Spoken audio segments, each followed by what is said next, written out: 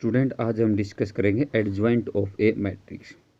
ये किस तरह से होता है। इफ़ ए आपको कोई मैट्रिक्स दे दिया, A of I J be a n rowed square matrix, then adjoint of A is defined to be another n rowed square matrix which is the transpose of a n rowed square matrix of capital of A I J. यानी इसने क्या बोल दिया कि ए आपको कोई भी matrix दे रखा है ए ऑफ आई जे, तो जो एडजॉइंट होगा वो भी एक दूसरा स्क्वायर मैट्रिक्स ही होगा। कैसे होगा वो कि जो स्क्वायर मैट्रिक्स है capital A of I J, यानी उसके जो कोफैक्टर निकाल दिए उसका जो ट्रांसपोज करोगे वो क्या कहलाएगा, उसका एडजॉइंट कहलाएगा। Where A of I J denote the A I J denote the cofactor of small A of I J. Small A of I J denote करता है एलिमेंट को, capital A of I J denote करता है उसके cofactor को in the determinant of A.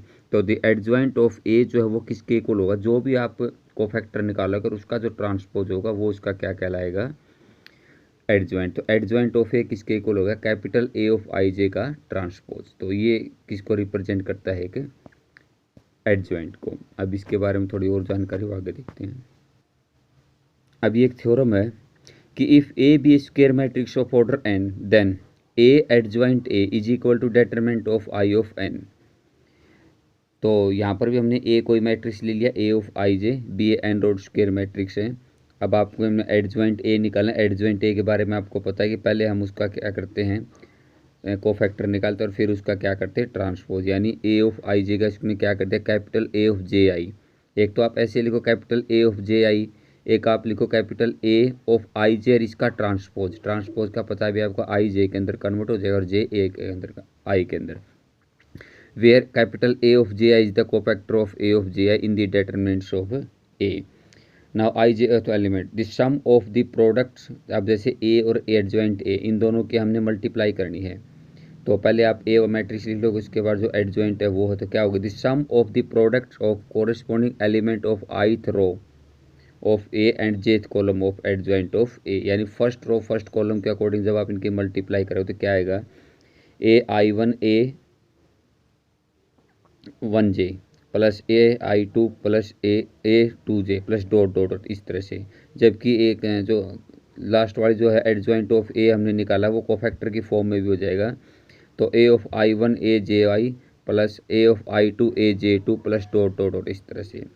तो जब आप इसको सिंप्लीफाई करें तो क्या बनेगा, the sum of the product of the corresponding element of I row of determinant A and the cofactor of jth row of determinant ए। इसका मतलब क्या होगा, जब आप रो और कॉलम के अकॉर्डिंग जब आप मल्टीप्लाई करोगे उनकी, जिस तरह से हम ये मल्टीप्लाई करते हैं कोई भी दो मैट्रिक्स के, जब आप मल्टीप्लाई करोगे तो फर्स्ट रो फर्स्ट कॉलम के साथ होगी। यानी जब फर्स्ट रो है, फर्स्ट जो एलिमेंट आपका ए वन वन की, जब आप उसकी फर्स्ट रो के अकॉर्डिंग मल्टीप्लाई करोगे तो वहाँ पर हम उसका कैपिटल ए यानी कोफैक्टर भी लिख सकते हैं। तो इसका मतलब वो किसके इक्वल आ जाए, डिटरमिनेंट ऑफ ए, अगर आपका आई जे के इक्वल, यानी इसके कोफैक्ट वो सॉरी जो ऑर्डर है वो सेम है, अन्यथा वो क्या आ जाएगा, जीरो, जब I is not equal to J. अब इस स्टेटमेंट को ध्यान से पढ़ो।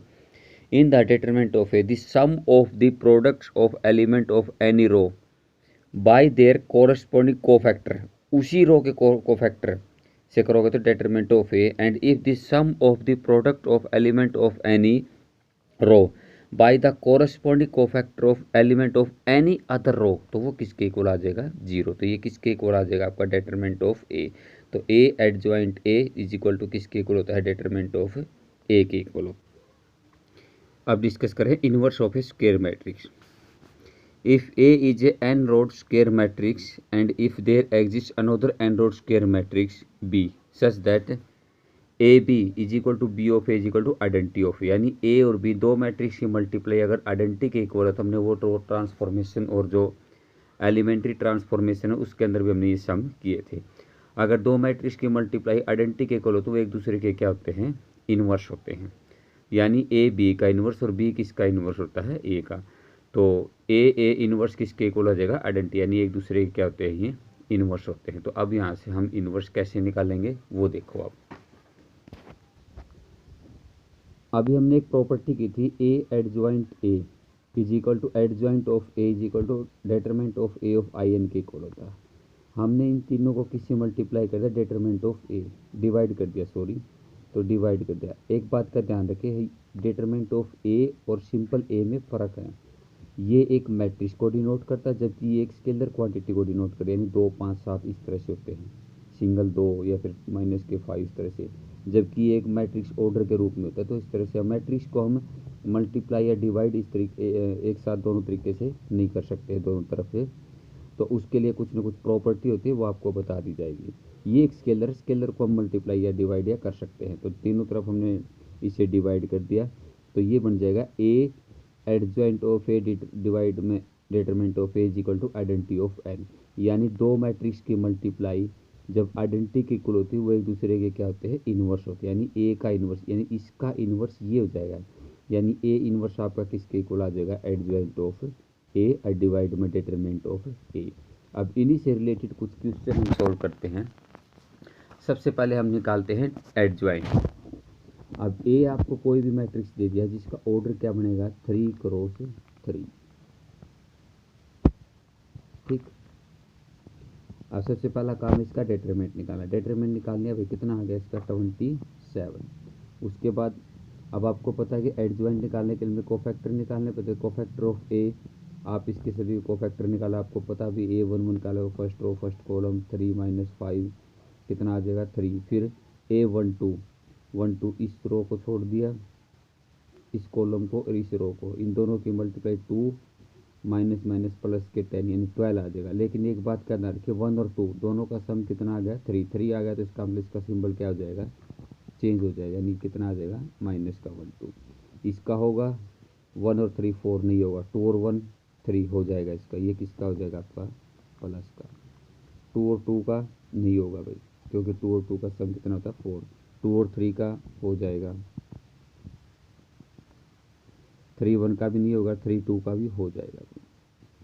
तो इसका जो एडजॉइंट कैपिटल ए ऑफ आई जो हमने डिनोट किया है, तो वो आ जाएगा आपका ये।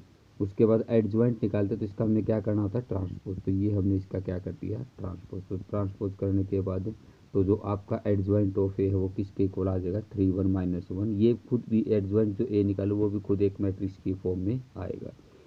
उसके बाद अब हम निकालते हैं इन्वर्स। इन्वर्स के बारे में अभी आपको बताया था नीचे कि किसी का भी इन्वर्स निकाला तो वो होता है एडजॉइंट ए डिवाइड में उसका डिटरमिनेंट। तो ए इन्वर्स किसके इक्वल आ जाएगा, एडजॉइंट ए डिवाइड में उसका इन्वर्स डिटरमिनेंट।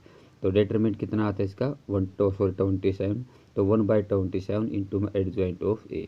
इसी से रिलेटेड क्वेश्चन आपने सॉल्व करने हैं। धन्यवाद।